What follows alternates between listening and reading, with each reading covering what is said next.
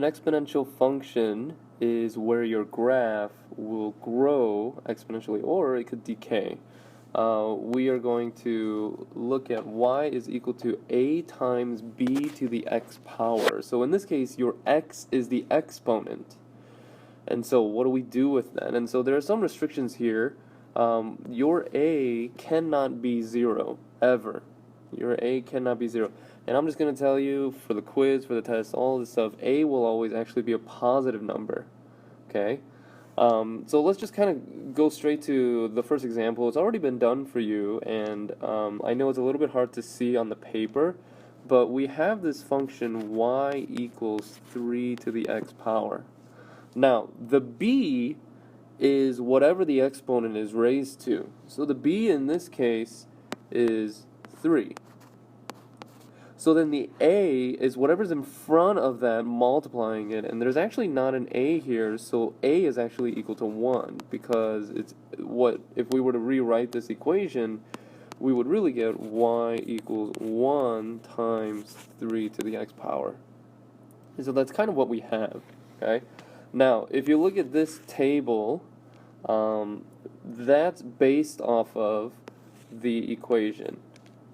And so what we do is, what if x is -2? What is our answer? So I made a table on the right here, and maybe you could copy this down. It's honestly going to be the exact same one as the one that's given to us. I just want to explain how they got all these numbers. Maybe we can start with the positives, thinking about it. So if we have 3 raised to the power of 2, right, since our exponent is the x value, then our answer, y is equal to 3 squared, which is 9. So my coordinate point is 2, 9. And 2, 9, if you look on the graph, is right there, 2, 9.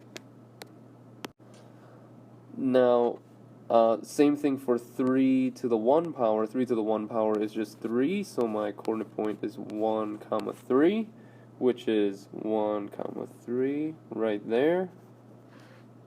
There was 2, 9. And then 3 to the power of 0, remember our property, anything to the power of 0 is equal to 1, so my coordinate point here is 0, 1. That's my y-intercept. And now it gets a little bit tricky, because now I have 3 raised to the -1. Now, a lot of people will think this is -3. No. Remember, when you have a negative exponent, that has to go in the denominator as a positive exponent. And so we get 1 over 3 to the power of 1, which is really just 1/3. So my coordinate point is -1, 1/3. Now, how do you graph 1/3?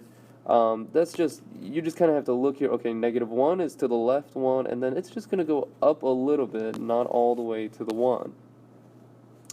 And then lastly, 3 to the -2 power, again, it is not -9, but a negative exponent becomes positive when it goes to the other side, so that becomes 1 over 9, which then I get -2 over 1/9. And so on the graph, -2 and 1/9. Now this is obviously not going to be perfect, but what you need to realize is that it is getting smaller, and as it's going to the left, it's getting smaller and smaller and smaller, and closer and closer and closer to my x-axis. And so that's kind of how they got the numbers here. So let's scroll down to the your turn part. And I'll fill out the table for you. I'll fill out a few numbers for you, and then you can graph it on your own. So I'll do one positive number and one negative number. Our function here is y is equal to 2 raised to the x power. So if I'm dealing with x equals 2, then I get 2 raised to the second power, and I get y is equal to 4. So my first coordinate point is 2, 4. Go ahead and find that on your graph. Now, if we do, I'll do -1 now, so y is equal to 2 raised to the -1 power, and again, it's not equal to -2, but the negative exponent forces it to go to the denominator, which gives me 1/2. So I have a coordinate point, -1, 1/2. Take a minute and find that coordinate point. I want you to go ahead and take a minute to fill out the rest of the 3. How would you calculate the y? And after you're done with that, check your answers. Here's my table filled out here. I got -2 1/4, 0, 1, and 1, 2. And then if you look over to the left on the graph, I'm going to go ahead and plot those points. And when I plot those points, it's really easy to see that if I were to connect these dots, it would not be a straight line. It would actually be a curved line. And what you'll notice is as x is going to the right, it's getting much higher. So for example, if we picked, let's say we continued on with the table and picked x equals 3, then we get 2 raised to the power of 3, which is 8. And my coordinate point would be 3, 8. Which is right there, and so this line would continue, and there's my exponential function. Now notice on the left side here, you'll notice that this will never cross 0. It will never go through the x-axis. It's always going to get closer and closer and closer and closer to 0, but it will never hit 0. This is an exponential growth, because from left to right, it is growing up. So if we go to the next page, we'll see an exponential decay. Now, for an exponential decay, much of it is the same. A is still going to be positive, but this time B is going to be somewhere in between 0 and 1. Now, numbers between 0 and 1 are a decimal or a fraction. So if you look at their example, they're dealing with y is equal to 1 times 1 over 3 raised to the x power. Now 1/3, which is my b, is between 0 and 1. So that means I'm going to get an exponential decay.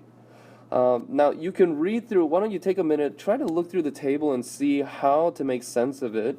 And I'm actually just going to jump down to the example on the bottom. Now I've actually chosen 6 x values here, and so let's deal with this -2 first. Okay, what if we have x is equal to -2? So again, my b is 1/2, and so what I would get is 1/2 raised to the -2 minus 1.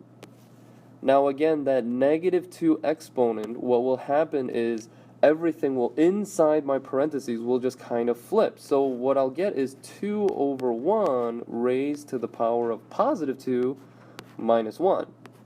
Now 2 over 1 is just 2, and 2 squared is 4 minus 1, which is 3. So when I have a coordinate point -2, 3, and you'll notice that points show up on the graph. I'm going to jump to a 0. Why don't you try the -1, but I'm going to go ahead and jump to the 0. So I have 1/2 raised to the 0 power minus 1. And again, anything raised to the 0 power is just 1 minus 1, which gives me 0. So my coordinate point is 0, 0. I want you to go ahead, take some time, try the -1 and the positive numbers 1, 2, and 3, and see what you get. And go ahead and check your answers later. I know the fractions got a little bit crazy, but you'll notice that the fractions are getting closer and closer to -1. And when you plot these points, you'll see on the left that it's getting smaller and smaller and smaller, and it's getting closer and closer to -1. And so when we connect these points with a curved line, there's our exponential decay graph. It is decreasing. So we'll practice this a little bit more, but just know that this is a decay graph when b is somewhere between 0 and 1. Why don't we scroll down a little bit to our real-world examples. Now here it says they give us a function here, and they give us different letters, C and T. Take some time to read through the problem. So C represents the amount of soda that was consumed, and T represents the number of years after the year 2000. Now, if you graph it, you'll notice that it is an exponential growth equation. Now, why is it a growth? Because you'll notice that this right here, 1.029, my b is greater than 1, so that means it's going to be a growth function, an exponential growth. Okay, so that's one of the things that we have to know and recognize. Now, part B says how much soda was consumed in 2005. 2005 is t is equal to 5, because if you'll notice in the word problem it says since 2000, so it's only been 5 years after that.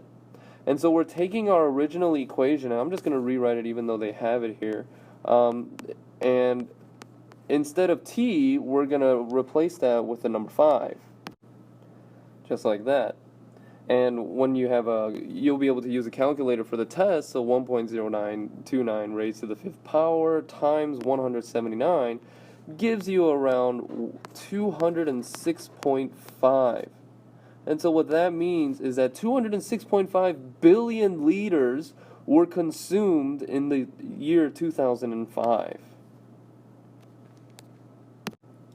If you want to go ahead and try these last couple of examples on your own, you can. I'll go over them in class, but to be honest, I feel like we've got the majority of it. This section, you have to know the two things, which are that exponential growth has a b greater than 1. So for an example, 2 times 1.5 is raised to the x power, so you'll notice here that the b is greater than 1. And then for exponential decay, b has to be between 0 and 1, so an example of that is y is equal to 3 times 0.89 raised to the x power. Now notice a is bigger than 1, that's fine, but all that matters is the b. And so these are the two main ideas that we'll kind of play around with tomorrow when you get back to class.